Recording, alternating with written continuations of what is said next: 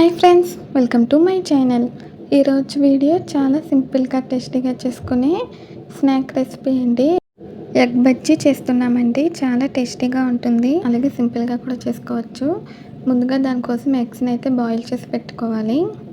3 ఎగ్స్ని అయితే తీసుకుని బాయిల్ చేసానండి. మీకైతే బాయిల్ అయిపోయాక చూపిస్తాను. ఆ తర్వాత డీప్ ఫ్రైకి తగినంత ఆయిల్ పెట్టానండి. ఆయిల్ అయితే హీట్ అవుతుంది. ఈ లోపు అయితే మనం పిండిని అయితే కలుపుకుందాము ఎగ్ బజ్జీ కోసం. వీడియోని అయితే స్కిప్ చేయకుండా చూడండి. గిన్నెలోకి శనగపిండి తీసుకోవాలండి తగినంత. తర్వాత కొంచెం బియ్యం పిండి అయితే వేసాను. బియ్యం పిండి వేయడం వల్ల కొంచెం క్రిస్పీగా ఉంటుందండి, అలాగే ఆయిల్ పీల్చకుండా బాగా వస్తుంది. తర్వాత రుచికి సరిపడా ఉప్పు, కొద్దిగా కారం, తర్వాత చిటికెడు పసుపు వేయాలండి. కొంచెం గరం మసాలా పొడి, అలాగే కొంచెం వంట సోడా వేసుకోవాలి. వంట సోడా చాలా తక్కువగా వేసుకోవాలండి. వేసాక ఒకసారి బాగా కలుపుకోవాలి. తర్వాత కొద్దిగా వాటర్ వేసుకొని మిక్స్ చేసుకోవాలండి.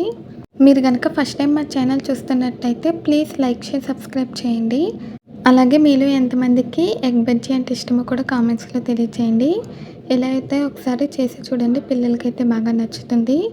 ఇప్పుడు వాటర్ కొద్దిగా వేసుకుంటూ ఎక్కడ కూడా లంప్స్ లేకుండా బాగా కలుపుకోవాలండి. కన్సిస్టెన్సీ కూడా మనకి కొంచెం చిక్కగానే ఉండాలి, అప్పుడే ఎగ్కి బాగా కోట్ అవుతుంది.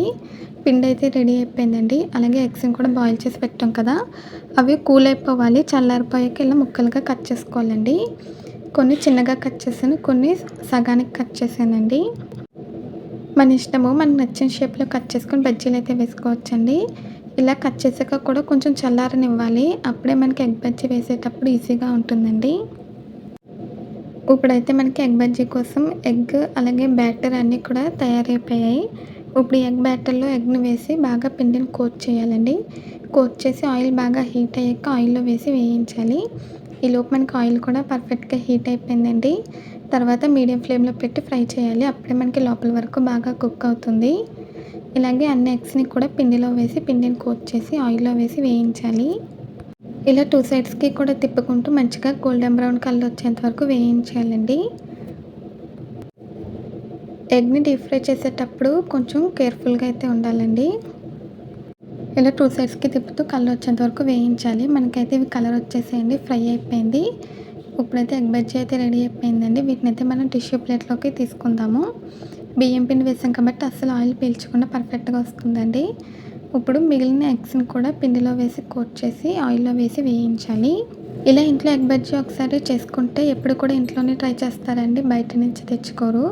అంత టేస్టీగా ఉంటుంది, అలాగే ఇంట్లో చేయడం వల్ల హెల్తీగా కూడా ఉంటుందండి. ఇప్పుడు నేను మిగిలిన ఎగ్ బజ్జీలు కూడా వేసానండి. వీటిని కూడా 2 సైడ్స్కి తిప్పుకుంటూ వేయించాలి. మీకైతే నేను ఇంకా ఫ్రై అయిపోయాక చూపిస్తానండి. మీడియం ఫ్లేమ్లో పెట్టి ఫ్రై చేయాలి. చూడండి ఫ్రెండ్స్, ఇప్పుడైతే మనకి ఫ్రై అయిపోయినాయండి. ఇలా కలర్ వస్తే సరిపోతుంది. ఇప్పుడైతే వీటిని కూడా మనం టిష్యూ ప్లేట్లోకి తీసుకుందాము. అంతేనండి, చాలా ఈజీగా టేస్టీగా మనకి ఎగ్ బజ్జీ అయితే రెడీ అయిపోయింది.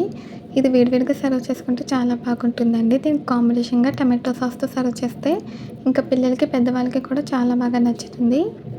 నేనైతే మీకు మధ్యలో కొట్టి కట్ చేసి చూపించానండి, పర్ఫెక్ట్గా ఉడికింది. ఈ ఎగ్ బజ్జీ వీడియో మీకు నచ్చిందండి. నచ్చితే ట్రై చేస్తే ఎలా వచ్చిందో కామెంట్స్లో తెలియచేయండి. ఈ వీడియో నచ్చితే please like, share, subscribe, comment చేయండి. మళ్ళీ కొత్త వీడియోతో కలుద్దాం. Bye friends.